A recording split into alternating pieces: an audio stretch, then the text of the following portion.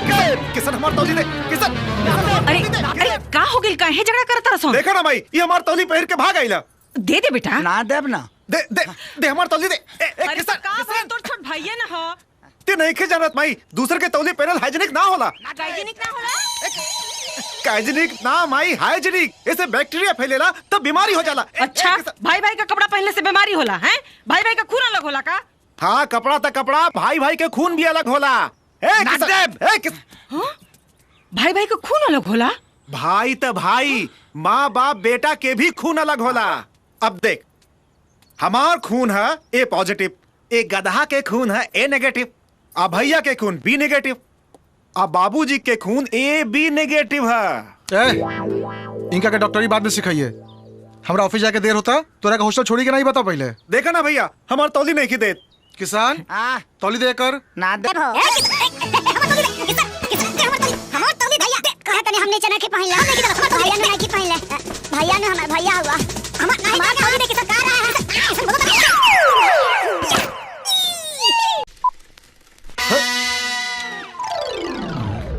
का रे तोहार रिजल्ट निकल गइल?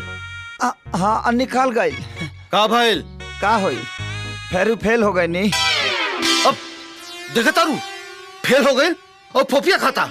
तो का कर यहाँ फेल हो गई तो खैला पिला मारी का पूछला तो बता देनी। हाँ को हमारे हमार लठिया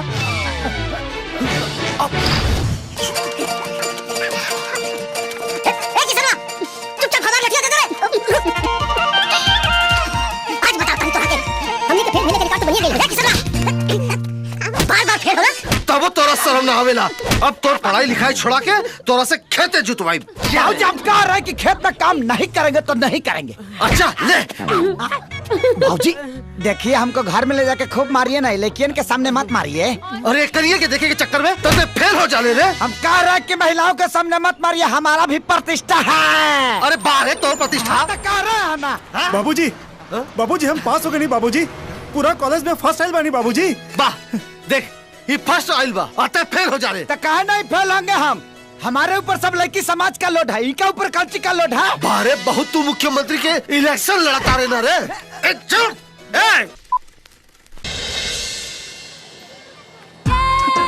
Excuse me. एगो स्टेप फ्री दो। हाँ स्टेप फ्री।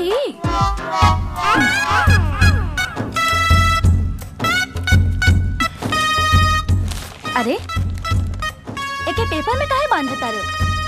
कहीं नकली माल तो नहीं खे? देखा ये मेरे घरे ना बनेला बुझाई, असली है असली। सुना टीवी में दिखावे ले, वैसे अगर ये पूरा दिन भर ना चलल तो तोरे मुंह पर मार जाई। रोज मुँह पे मारत दारू, बाकी मारत कहाँ बड़ी।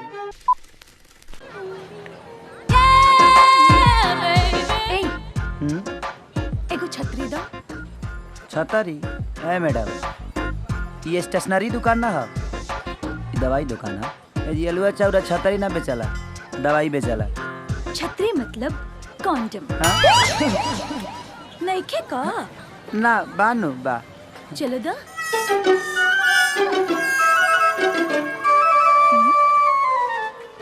अरे ई वाला ना, नया वाला स्ट्रॉबेरी फ्लेवर।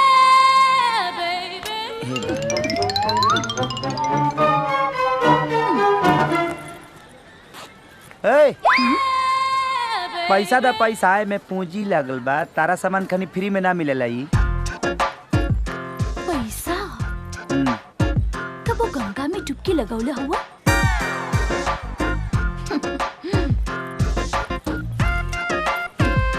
इला हमार कार्ड, कब वो डुबकी लगावे के मन बनी तो नंबर घुमा दिया।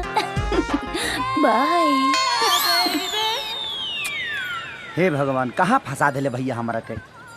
ए ले नीमा रही तेरा सुलपुर चट्टी पर साला आलूआ बेचती, खुश रहती। हाई बेचे कते बोलल बड़ हाई। सुना सुना कंडोम तू कोचे में लगे मुड़ी में ना भगवा जैसे। हट हट हट गाय भाई लोग आज कंडोम दिवस का पगला दिया सराची भेज दिया हमरा के।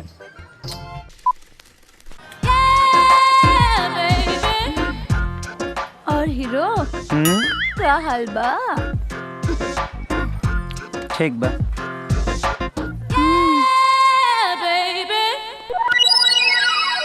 अरे ई ना ओ कौन?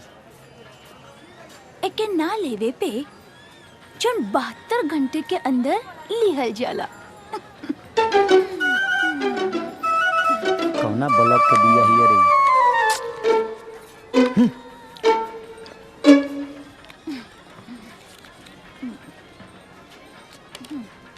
वो दिन वाला पैसा बा? फोन कर लिया। फोन कर दिया। 2 रुपया और जियान कराई जा।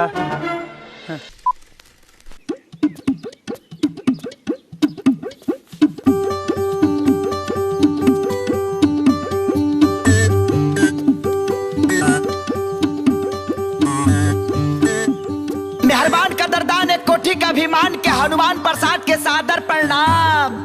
ए मठिया में सॉरी गलती हो गया। ए घर में केहू बाजी नर चाहे मादा। आई हो दादा कपड़ा बाया था पैटवा भी तोड़ ले भी कार है। ते कौन है इस रे? ना नीचे सलवार ना ऊपर कमीज ते कौना के बेटी है सिर्फ बदतमीज। माँ माँ माँ माँ ते हमार नकल काहे करत आरिस? का है ना हमारी माई नहीं है तो हम जब माई माई सुनते हैं ना तो थोड़ा इमोशनल खींच देते हैं। माँ माँ माँ स्वीटी कौन पड़ा घुस के आगल में मार के भगावे? बड़ा ना माता जी बेचारा घुसल बा। अच्छा अच्छा का काम बा? बात ऐसा है ना उस चौक पर हलवाई है ना चोखवा वो बोल रहा था कि आपके घर में रसोईया का जरूरत है और हम सोचे और नौकरी खींचने के लिए आ गए। का बनावेला? कच्ची पक्की के साथ है अध कच्ची का भी ट्रेनिंग जम के लिया हूँ। अद कच्ची? हाँ हाँ हाँ वही चाउमीन चाउमीन बर्गर पिज्जा। माँ ई रसोईया एकदम परफेक्ट बा। अच्छा अच्छा तो 5000 रुपया महीना, खाना पीना रहना फ्री और साल में 2 सेट कपड़ा मंजूर? अरे माताजी सब मंजूर बा लेकिन 2 जोड़ा अंडरवियर बढ़ा दीजिएगा। वो काहे? काहे ना कि काहे से कि हमार बहुत फाटेला अंडरवियर। हाँ आओ अंदर। अरे माई फेर चूमे चलाली प्रमोद हम छिना रहना। उकर आल डोलेला उकर गाल डोलेला उकर जो बंधा के झूले ले खेसारी बाबुआना।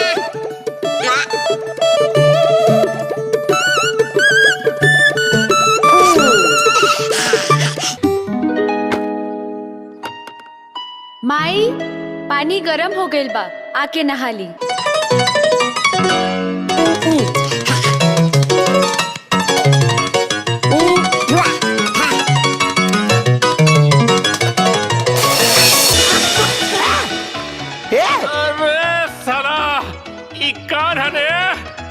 लागत साफ पानी से साफ करे के पड़ी। सवेरे सवेरे कुआं वाला पानी से नहला देलस। अरे बाप रे बाप पता नहीं कौन जानवर बा सरवाई घर में। अरे बाप रे बाप गर्म पानी डाल देलस। अरे गर्म पानी डाल देलस फिर जला देलस और पूरा देह जला देलस। सरकारी बाबू का भइल? अरे कौन जानवर पल्ले बाड़ू पूरा देह जला देलस रे बाबा। बाकी भइल का? अरे पहले गुहू वाला पानी डाल देलस और फिर साफ पानी के नाम पर खौफता पानी डाल देलस रे बा। तेरी पिटिया पोछा पोछा पोछा ओ हनुमान। बाप रे बाप। सीतारामा अरे बाबा पानी अभी कौन साफ करे खातिर पानी। गुहू वाला पानी रोका गुहू वाला पानी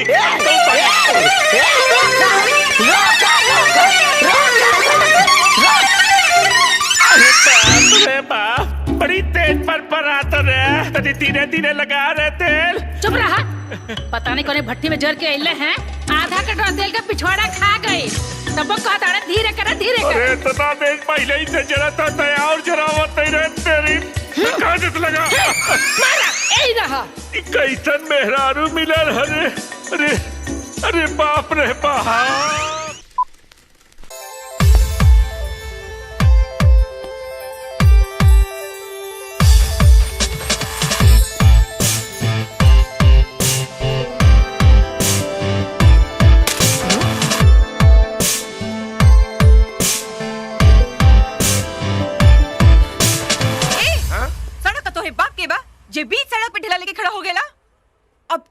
ढेरा की ठोकनी है, अगला बार तोरा के ठोक दे, याद रखियो। अरे वाह, लड़की होई के लड़का का तेवर। हाँ? का कहले? तेवर? तो सुन, अब उ जमाना गई जब औरत मर्दन की जूती होत रहे। हाँ बिल्कुल एकदम सही। राजनीतियों या खेल के मैदान हर जगह लड़किन जात अपन तेवर दिखारल पिया। और का तेवर दिखावल सिर्फ मर्दन के काम बा और जुल्म से तुम सहल औरतन के ना। बिल्कुल ना। हाँ एकदम राइट। सुन लो, ये दुनिया में ऐसा कोनो काम नहीं के जबन सिर्फ मर्द कर सकेला और औरत ना कर सकेले। क्षमा चाहता नहीं सुनामी देवी, बीच में बोले खाती। जवन काम मर्द कर सकेला वो औरत कैसे कर सकेले? ए झूठो टाइम वेस्ट ना कर, चल अपन रास्ता ना। हाँ, अगर सामने विरोधी पार्टी अच्छा होके, तगड़ा होके, तो अपोजिशन पार्टी के तो भागा ही के पड़ेला ना। ए मैदान छोड़ के भागे वाली लड़की ना है हम। तो यहाँ जब मैदान में अभी ये पता चल जाये कि जवन काम हम कर सकीले वो तू कर सकेलू कि ना? हमरा मंजूर बा। अच्छा।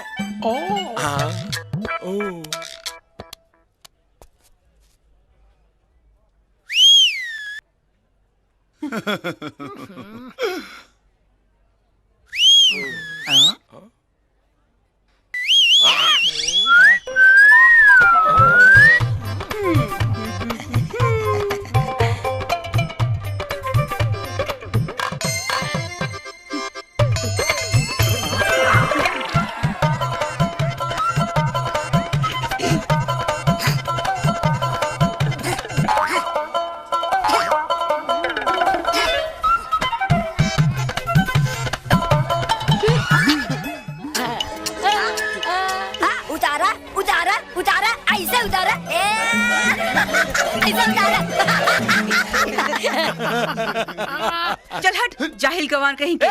हम जाहिल ना होई। आई एम सातवा पास, फर्स्ट डिवीजन। या मैट्रिक पास भी नहीं खे। हट।